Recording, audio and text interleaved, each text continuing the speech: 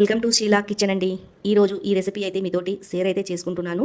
Noodles recipe అండి. చాలా టేస్టీగా చాలా బాగుంటుంది. ఇలా చేసుకొని పిల్లలకి పెద్దోళ్ళకి ఇంట్లో పెట్టుకోవాలా. సింపుల్గా అయిపోతుందండి. 10-15 నిమిషాలలో బయట నుంచి తీసుకోవద్దండి. ఇక్కడ వచ్చేసి అయితే ఒక గిన్నె పెట్టుకొని నీళ్ళు అయితే పోసుకున్నానండి. అది బాగా ఉడికినాక నీళ్ళు దాంట్లో ఒక చెంచా నూనె, ఒక చెంచా ఉప్పు వేసుకోవాలండి. తర్వాత ఇవన్నీ అయితే వేసేసుకోవాలా నూడిల్స్. చూడండి, ఇది బాగా ఉడకనియాలండి. ఇలా ఉడకనియాలా. ఇక్కడ వచ్చేసి అయితే 5 గుడ్లు తీసుకున్నాను. క్యాప్సికమ్, క్యారెట్, క్యాబేజ్ అయితే కోసి అయితే పెట్టుకున్నానండి. దానికి కావాల్సిన పదార్థాలు ఇక్కడ వచ్చి ఇలా ఉడికిపోయిందండి. చూడండి, తెలిసిపోతుంది ఉడికిందా లేదా అని. చూడండి, ఉడికైతే పోయింది. ఇదైతే పక్కకైతే తీసేసుకుంటున్నాను.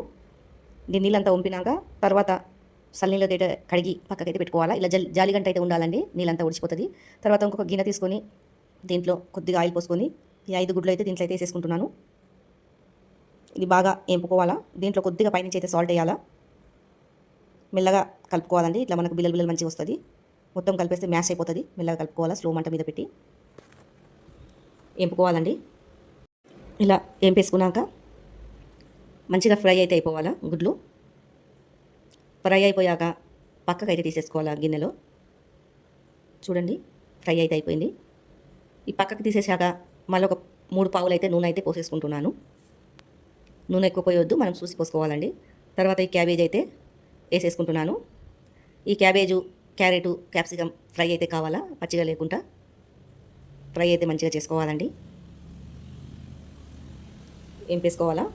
తర్వాత మనకు రుచికి సరిపోయేంత సాల్ట్ వేసుకోవాలా. వేసేసుకున్నాక కలబెట్టుకోవాలండి. చూడండి, ఇలా మొత్తం కలబెట్టుకోవాలా.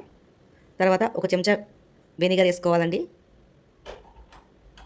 కొద్దిగా టమాటా సాసు, కొద్దిగా సోయా సాసు వేసేసుకొని ధనియాల పొడి ఒక చెంచా కారము వేసుకొని ఇది మొత్తం అయితే కలబెట్టుకోవాలా.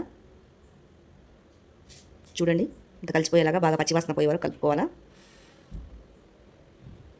కలిపేసుకున్నాక ఈ నూడిల్స్ అనేది దీంట్లో వేసుకోవాలండి. అప్పుడు చల్లగా అయిపోతుంది. ఇలా వేసేసుకోవాలా. పొడి పొడి అయిపోతుందండి.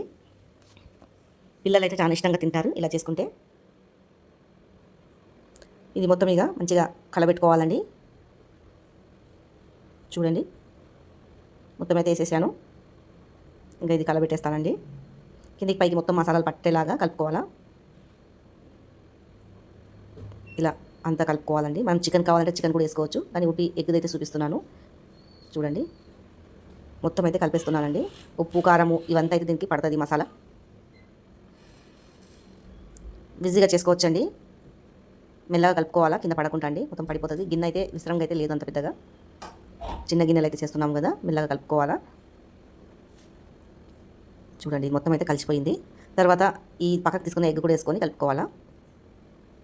మొత్తము అంతా అయితే కలబెడుతున్నానండి, అంత కలిసిపోయేలాగా మెల్లగా కలుపుకోవాలా. ఎందుకంటే ముక్కలు అయిపోతుంది, ఎక్కువ కలుపుద్దండి. మెల్లగా చూసుకొని కలుపుకోవాలా. చూడండి, అంత మసాలాలంతా దీనికి పట్టింది. ఇలా కలుపుకుంటే తర్వాత ఏమో మనకి కొత్తిమీర కావాలంటే సన్నగా తరిగి వేసుకోవచ్చండి. ఎవరిష్టం వాళ్ళది, కొత్తిమీర వేసుకుంటే వేసుకోవచ్చు, లేకపోతే లేదు. నేనైతే పైనుంచి అయితే కొత్తిమీర అయితే వేస్తాను, చాలా బాగుంటుంది. తరిగిన కొత్తిమీర అయితే సన్నగా అయితే వేసేసుకుంటున్నానండి పైనుంచి. ఎంతో టేస్టీ అయిన నూడిల్స్ అయితే రెడీ అయిపోయిందండి. చూడండి, మళ్ళొక రెసిపీతో మీ ముందుంటానండి.